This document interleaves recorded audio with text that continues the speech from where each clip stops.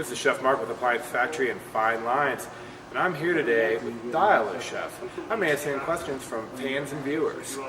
Mary in Aurora asked, what's easier to clean, a coil top or a glass top? And, kind of both.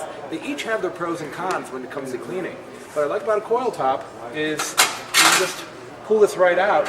These you can throw in the dishwasher, and when they get a little too dirty, they're replaceable. They're very inexpensive. You can find them at sometimes the grocery store or any hardware store. And if I get some stuff down here, sometimes it's easy to vacuum out.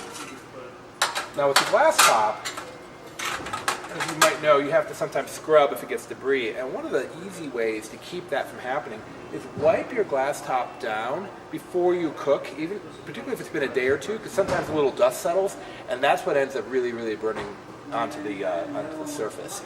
But we've got the abrasive cleaner here that does a great job of cleaning that up.